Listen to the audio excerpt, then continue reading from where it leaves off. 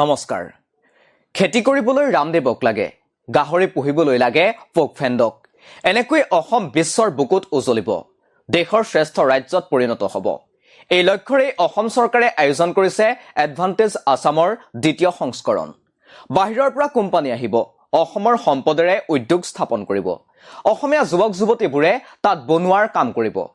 এয়াই অসমক আগুৱাই নিয়াৰ একমাত্ৰ পথ বুলি অসম চৰকাৰে গণ্য কৰিছে।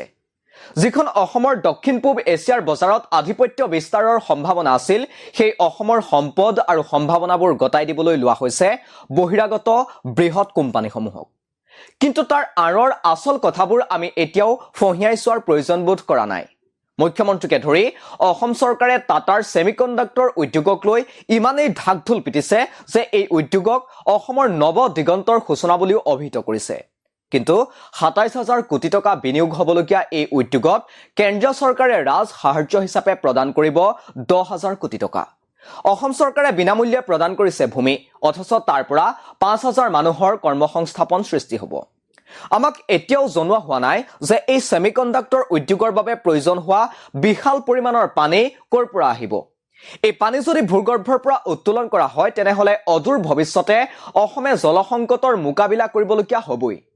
কথাবোৰ কিন্তু এতিয়াও মুকলিকৈ আলোচনা কৰা হোৱা নাই। একেদৰেই পাম তেলৰ খেতি কৰিবলৈ ৰামদেৱক গতাই দিয়া হৈছে ৩.৭৫ লাখ হেক্টৰ ভূমি। ৰামদেৱৰ পতঞ্জলীয়ে অসমৰ ৭খন জিলাত প্ৰথমাৱস্থাত এই খেতি কৰিব। কিন্তু পাম খেতিৰ ভয় লগা দিশটো হ'ল এজোপা পাম গছক দিনে ২৫০ৰ পৰা ৩০০ লিটাৰ পানীৰ প্ৰয়োজন হয়। অসমৰ ৩.৭৫ লাখ হেক্টৰ ভূমিত পাম গছ ৰুই দিয়াৰ পাছত অসমৰ ভূগৰ্ভৰ জলস্তৰ ব্যাপক মাত্ৰাত হ্ৰাস পোৱাটো নিশ্চিত। কাৰণ ইয়াৰ পূৰ্বে মিজোৰাম একে অভিজ্ঞতাৰ সন্মুখীন হৈছে। পাম খেতিৰ ফলত মিজোৰামৰ কৃষিভূমিৰ উৰ্বৰতা কিদৰে নোহোৱা হৈ গ'ল তাৰ অনেক প্ৰতিবেদন ইণ্টাৰনেট খুলিলেই পোৱা যায়। অথচ এই পাম খেতিক অসমৰ কৃষিখণ্ডত নতুন যুগৰ সূচনা বুলি আমাক জনোৱা হৈছে। আমিও উন্নয়নৰ নতুন সূত্ৰবোৰ নুচুবোৱাকৈ গিলি থৈছো। এইবাৰ আন এক উন্নয়নৰ সূত্ৰ অসম চৰকাৰে আমাৰ আগত দাঙি ধৰিছে। এইবাৰ কিন্তু মুখ্যমন্ত্ৰী ডক্টৰ হিমন্ত বিশ্ব শৰ্মাৰ এক ফেচবুক পোষ্টে হাজাৰ হাজাৰ থলুৱা উদ্যোগীৰ বুকু কঁপাই তুলিছে। থাইলেণ্ডৰ প্ৰখ্যাত মাংস উৎপাদক কোম্পানী পোকফেণ্ড আহিছে অসমলৈ।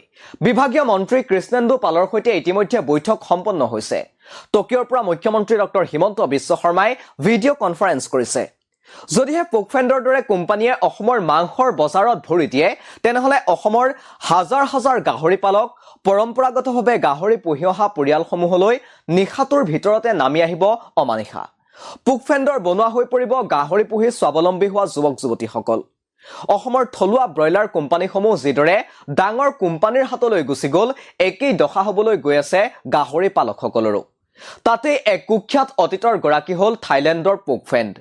পোকফেণ্ডে মাছৰ খাদ্য উদ্যোগৰ বাবে প্ৰয়োজন হোৱা শ্ৰমিক মানৱ সৰবৰাহকাৰীৰ জৰিয়তে ক্ৰয় কৰি লৈছিল। তেওঁলোকক বন্ধকী শ্ৰমিক হিচাপে বিনা বেতনে নিয়োগ কৰিছিল পোকফেণ্ডে, যি কাহিনী পোহৰলৈ আনিছিল দ্য গাৰ্জিয়ান কাকতে। ২০১৪ চনত গাৰ্জিয়ান কাকতত এই বাতৰি প্ৰকাশ পোৱাৰ পাছতেই বিশ্বজুৰি হাহাকাৰ লাগিছিল। সেই পোকফেণ্ড এইবাৰ আহিছে অসমলৈ, অসমত গাহৰি আৰু কুকুৰাৰ ব্যৱসায় কৰিবলৈ। এডভান্টেজ আছামত পোকফেণ্ডৰ সপোনে পূৰ্ণতা পাব। থলুৱা হাজাৰ হাজাৰ উদ্যোগী স্বাৱলম্বী সপোনবোৰ মৰহি যাব। এনেকৈয়ে আমি সকলো উটি যাম উন্নয়নৰ গদ্দালিকা প্ৰবাহত। আপোনালোকে চাই আছিল দি ক্ৰছ কাৰেণ্ট, আৰু ইয়াৰ লগে লগে ষ্টুডিঅ'ৰ মজিয়াৰ পৰা মই অৰিন্দম বুঢ়াগোহাঁই বিদায় লৈছো।